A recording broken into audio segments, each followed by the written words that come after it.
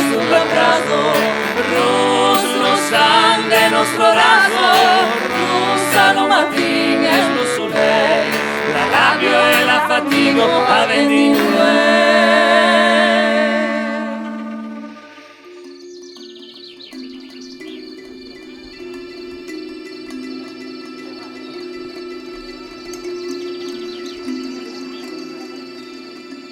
Originally, I went to the Baltic countries to study in Estonia at the University of Tartu in Estonia.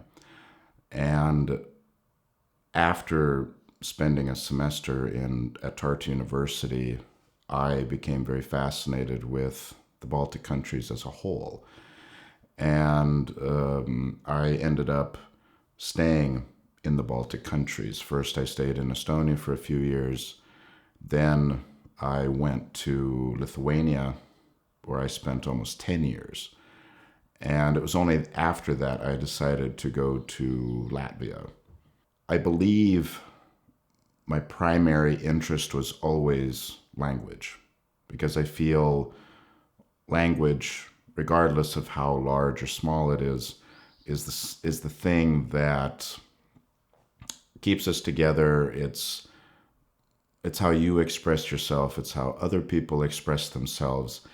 And I wanted to know what people were speaking about, what people are writing about, the things that are very close to their heart. Not that I don't want to make this sound sentimental, but I honestly feel that knowing that language, knowing the language of other people, that's going to be the thing that brings you together. And maybe that's also why I started to translate, because I wanted to bring these languages, these writers, to the English-speaking world.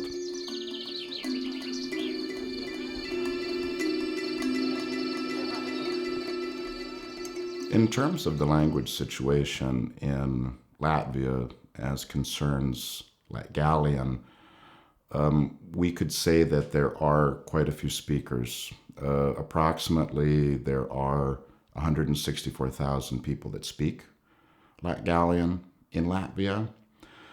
Most of them are located in the area which is called Letgalla, which is the southeastern region of the country. You can also find Letgallian speakers all over Latvia, of course, as well as in Riga, which is the biggest city in Latvia. But they're primarily can be found in the southeastern part of the country. In terms of the state of the language, I do feel that people speak it. I think what's also very important is that young people speak it. Now you also find language courses in schools. It's not that the whole curriculum is taught in Letgallian, but you start to slowly see more of an effort to standardize the language, more of an effort to make sure that it's more of a part of people's lives, which I think in education it's extremely important. In terms of the language as literature, it's getting more and more recognized. In Latvia, our primary language, or our primary literary award is called the Ligija Award, which is translated from Latvian, it would be the annual Latvian Literature Award. And in the last 5 years, there have been a lot more books written in Letgallian that have been nominated for those awards, and that's something I think that is a very good and positive trend.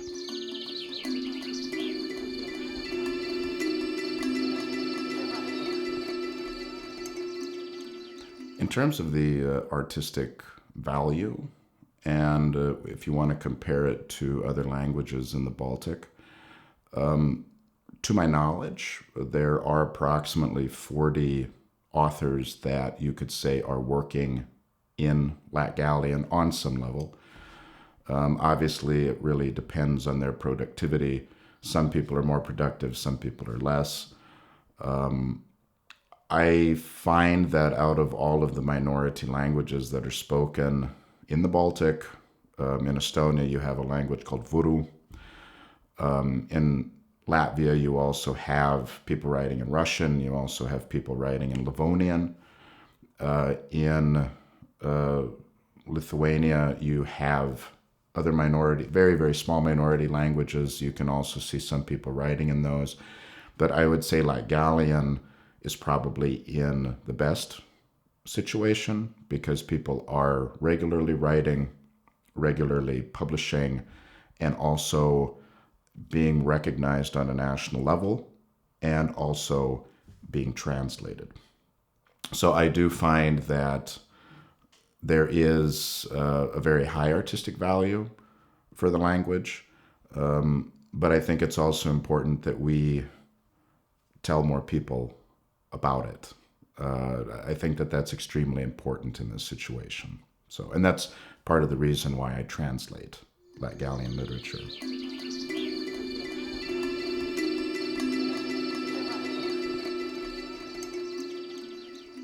Up until 2018, when I started to work with Letgallian, I had already been translating literature for around 15 years.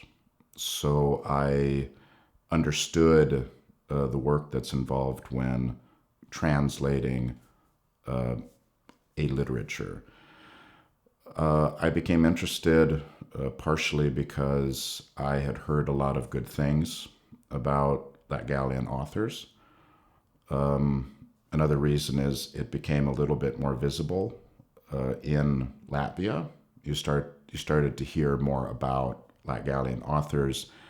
I started to find out more online about various authors and their work. And I think another very important aspect was Francis Boutle Press, which is an English publisher that deals with minority languages. Francis Boutle Press had already worked with the minority language spoken in Latvia, called Livonian, and Francis Boutle Press had published a particular Livonian author, Balts. And I also thought that perhaps it would be possible to do something from Letgallian for Francis Boutle Press as well. So I became more interested in who I could possibly translate for him. I talked with the publisher, Clive Boutle, and he suggested that I put together an anthology. And that's essentially when my road to properly learning Letgallian and translating it started.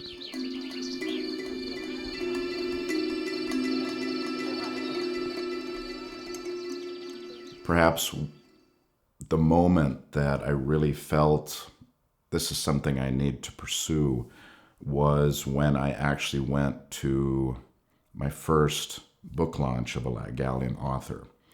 I had heard a lot about an author called Raibis, and it seemed from what I had heard, his writing would be the sort of thing I would like. So I went to the book launch. It was in kind of an underground bar, and there were a lot of people. There were so many people I couldn't get into where they were actually reading.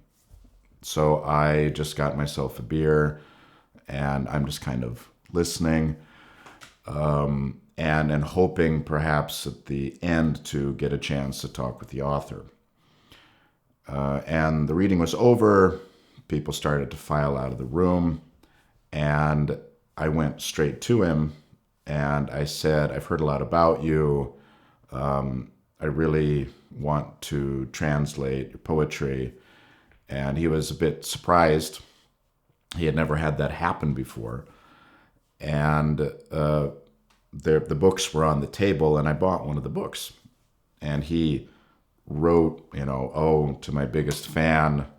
He wrote some other things too, but I can't tell you. And I put the book in the corner on my coat. And I thought at a book launch, I can just leave my coat and my book there. It'll be fine. And I turned back around and I talked with him a little bit more. And when I went to turn around and get my book and my coat, I realized the book wasn't there anymore. Someone had stolen the book.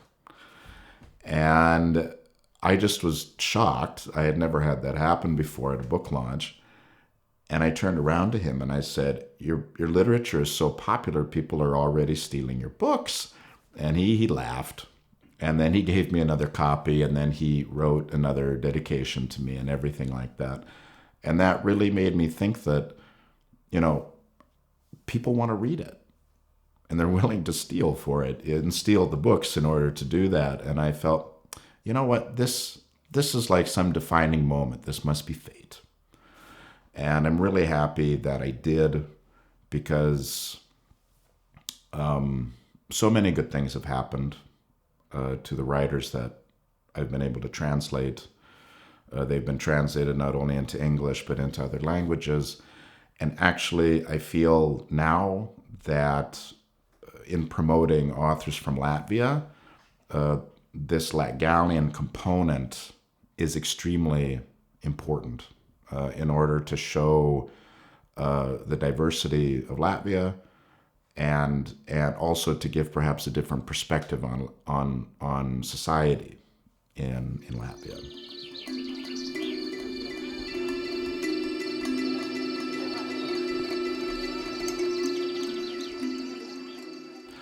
I believe that The Last Model, which is the name of the Latgallian anthology that was published in 2020 in English, has helped the authors in that anthology become more known, and also as a result make it helps to promote Latgallian language and literature as such. Just to give you an example, Ligija Purinaša, who is one of the authors in the anthology, has now been translated into several languages. She's also been published in various magazines, taken part in different events online. And I believe that having that one person helps to start promoting Latgallian literature abroad. As far as what's happening within Latvia, I can't really take credit for the anthology making Latgallian more known within Latvia, but maybe you could say that Latgallian authors are making more of an effort, or Latgallian authors feel that this is something that's necessary, that they have to make their language and literature more known in Latvia. They have to try and publish their work not only in Latgallian websites and places where you can publish in Latgallian, but you need to publish on, let's say, a national stage. You have to publish in Latvian periodicals. And I think that maybe perhaps being translated and getting this recognition, maybe that has helped them to understand that this is something important and you have to continue to push as much as possible.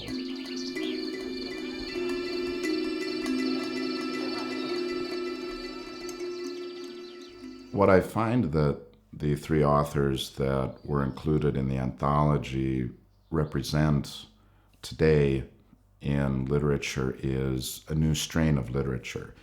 It's a literature that tries to break down the old concepts of society, maybe things that were very rigid, things that were very conservative,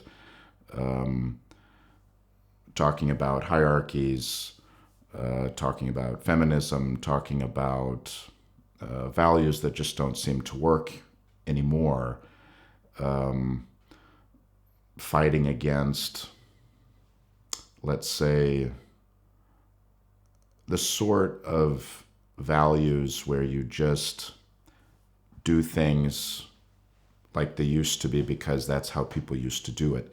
But sometimes that way of thinking is not how you need to progress in life. And I feel that all three of those authors, either stylistically or with what they're writing about, they show this kind of new wave of Letgallian literature, and they each do that in their own ways.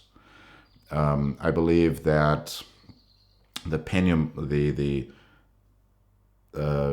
name of the anthology, The Last Model, it comes from one of the poems, and that poem very much talks about a society that is very set in its ways, and in a negative sense. People just don't see the bad things that are happening because they just accept it like that's how things have always been. And I find that in reading these authors, it gives me hope that things are changing. It's their statement, I would say, as to how they want to see society progress.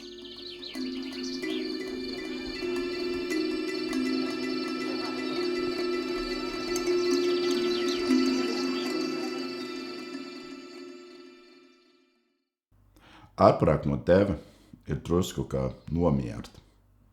Ilgi pēc smukuma un bezgalīga slēgšana. Es kā Anna Karinina eju pori kazdīni slīda, cerot, ka vilcīņa vieta tomēr Atis Vronskis. Visi mana Karinini aizbraukšī iz citom pilsētom, ir laimīgi braudzēji aizmirst sovu, ir ne tikai Annu.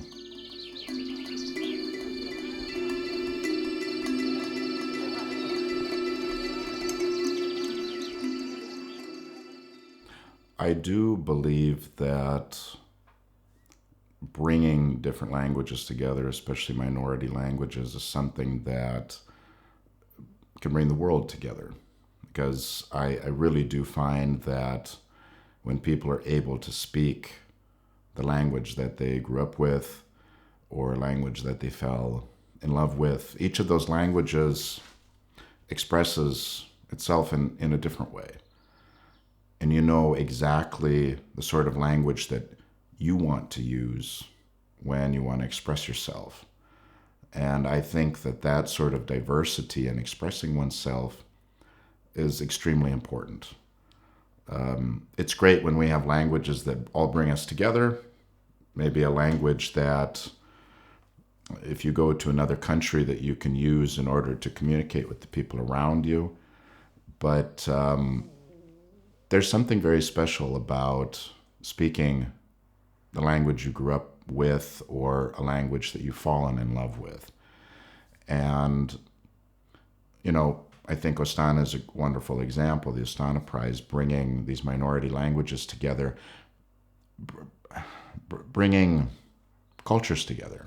I've had so many conversations already here with the participants, and it's something that not only opens your eyes, but it also motivates. Because you understand how special other people's languages are, and it also perhaps gives you an appreciation for your own, or a greater appreciation for your own. For me, receiving the Ostana Prize for translation came at an important time, because I think as a translator, it's very difficult to know your impact. And to meet all of these people here that are working with their languages, you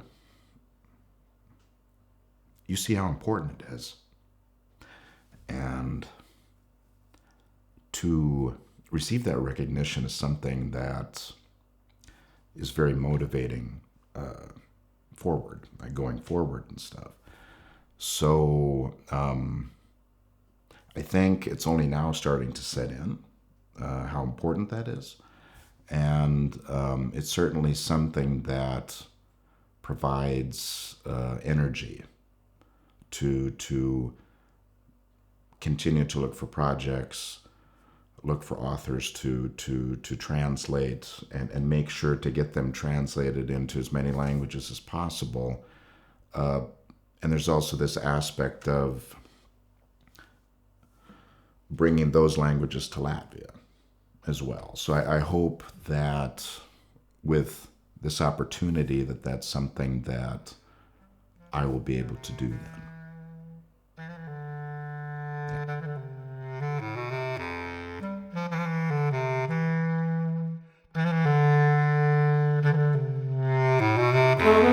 Elle était fort déshabillée et des grands arbres indiscrets aux vitres jetaient leurs feuillets malignament tout près, tout près.